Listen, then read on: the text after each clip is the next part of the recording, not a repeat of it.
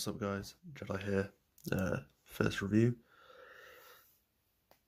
As you saw in my last video, got this guy from MCM Expo in Birmingham. Really high expectations for this figure. See, the design of the packaging is actually really nice. The figure itself looks really good in there. Not the biggest fan on the look of the cape, but we'll get to that in a bit. The design for the box, standard black series red box, name on one side, artwork on the back with a bit of a read up. I'm not going to read that myself, but if you want to pause it and read it, there it is. And then a good old warning: Hasbro, Disney, not free. Not allowed this toy.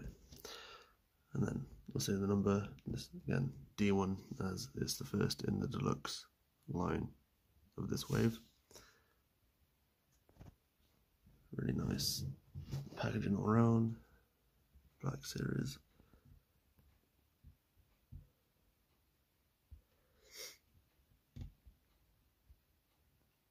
Four saber accessories and a blaster. So we'll crack this open and talk a bit about it after. So here is our box. From the few minutes I've just messed around with him, I'm actually really liking this figure. So let's look in at the accessories, and then we'll have a close look at the actual figure itself, and then articulation, a few height comparisons, and my final thoughts towards it. Again, I picked this up from In-Demand Toys while I was at MCM Birmingham. Short time. Here's In-Demand's flyer. Great stock from them. Grevious was one of the first things that caught my eye there, but I weighed it out and went back before picking them up. So let's look at the accessories, and then get back here to have a look at the main man himself. As you can see, he comes with 4 lightsabers, 2 that I currently have him posed with, this green one here with just a nice silver black handle, some red paint on there. It's really nice. We also have this blue saber, a paler blade than most of the actual blue sabers. I'll show a comparison in a bit when I do the height comparison with just, if it wants to focus.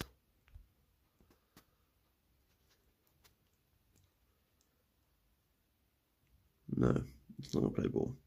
That's a silver and a black handle, but I've also got some gold on that one.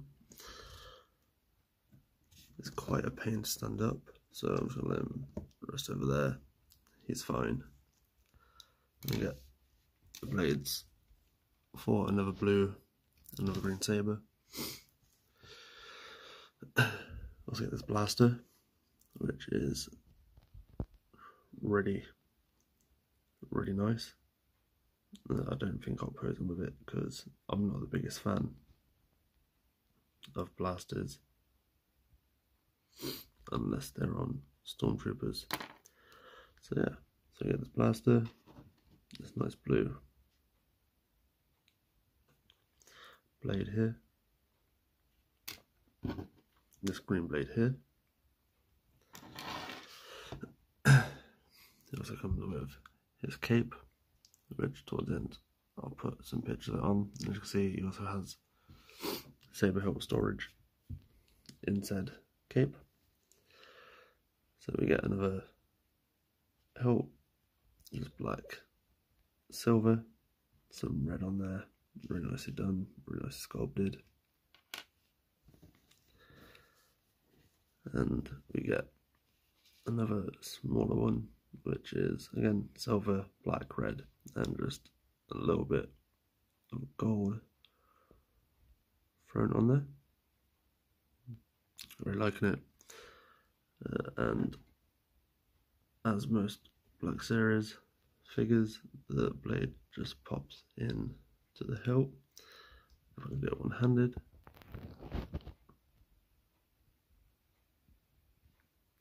Like so.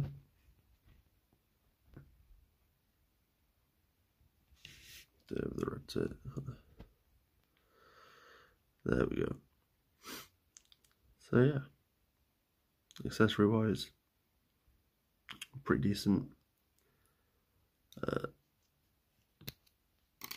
There you go, pop straight back out.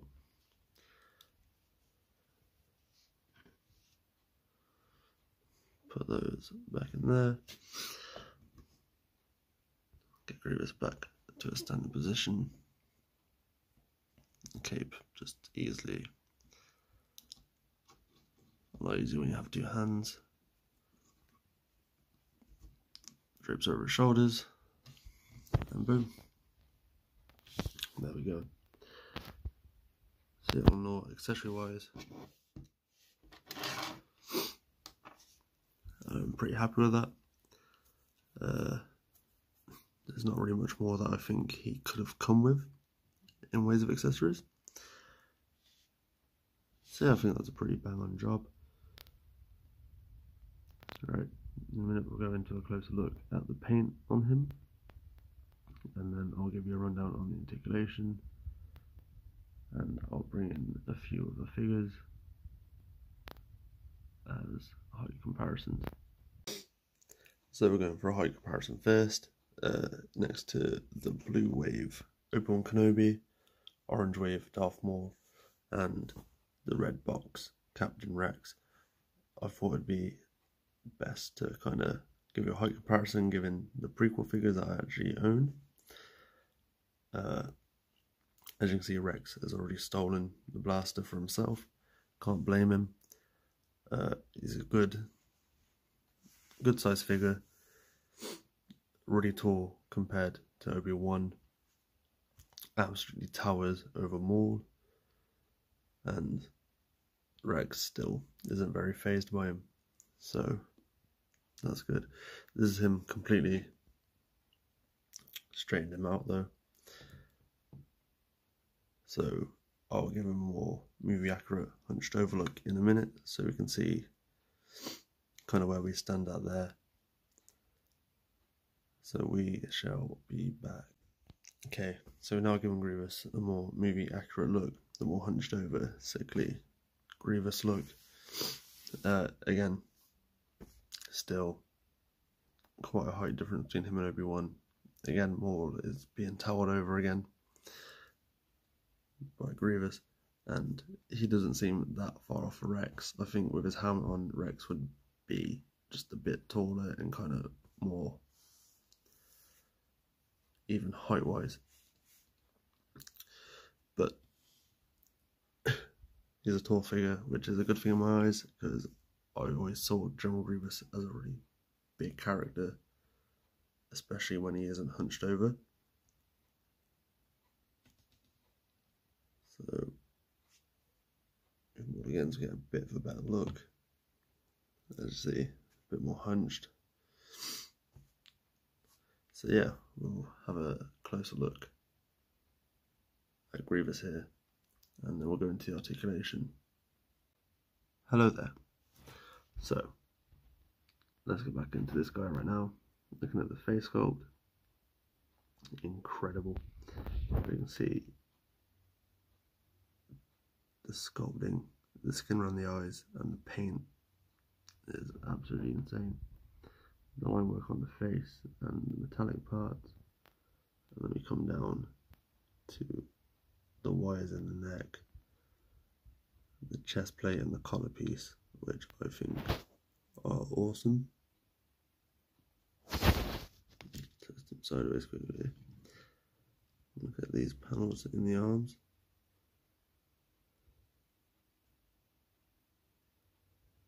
Go to the hands, to the back panels, and then his little innards there. a little bit robo booty, gross. Again, even on all sides, the weathering on this figure is amazing. He feels a little bit fragile, but that is to be expected with such a delicate frame to a figure. The moulding and the sculpt on the legs, spectacular. The shin pads and knee guards are great. The line work again and the weathering is absolutely fantastic. Get down to the really creepy feet. I don't like them. I mean, on the figure they're great, but they're really weird, so I'm not a fan.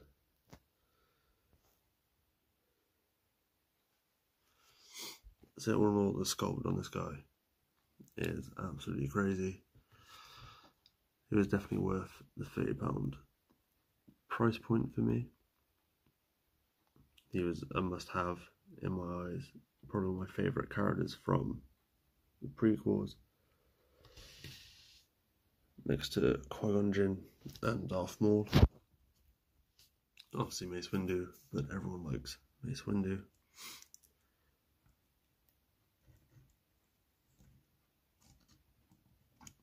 Again, he's a bit of a pain to stand, but once you get him standing, it's worth it. He does stand at an awkward angle,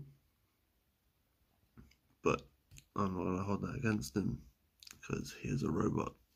I blame the people that built him. Looking at you, Dooku. Right. So let's cover the articulation in just a second.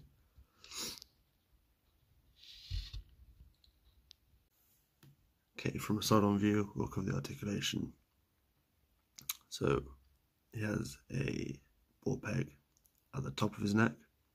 He does have a ball peg at the bottom of his neck for a really good range of articulation. I'll be doing another segment with his arms pulled apart into 4 as it varies the articulation quite a bit. Can't really see in there. Oh, let's see from this way. But you've got 2 little ball joints with hinges. Again, 2 little hinge joints on each elbow. We get a swivel here at the top and a swivel at the bottom for each one. No swivel in the wrist.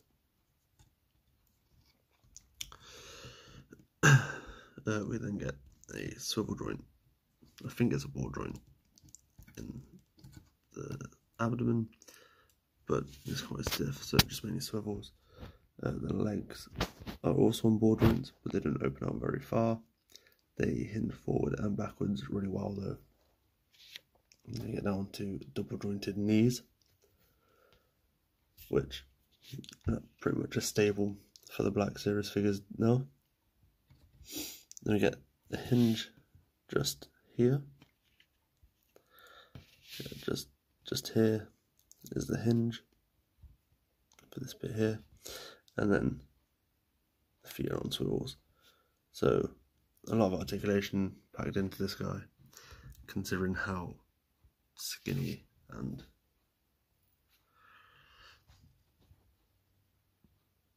slender his design is.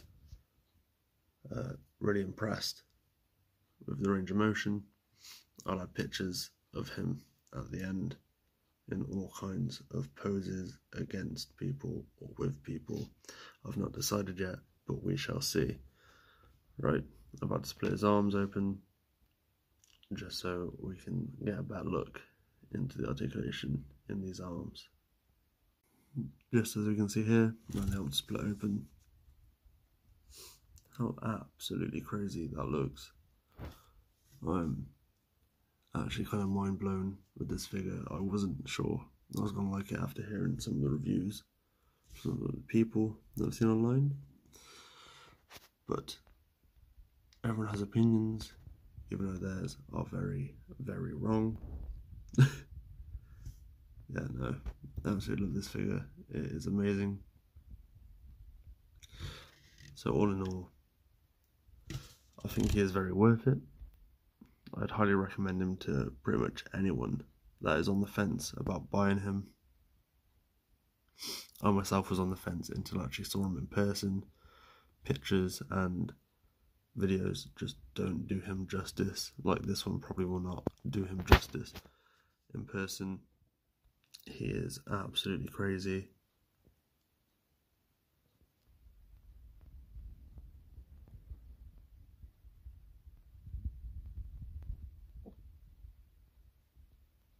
So yeah. Right, let's end the review. Stick around for some pictures at the end. Thank you for watching, and I'll see you in the next one.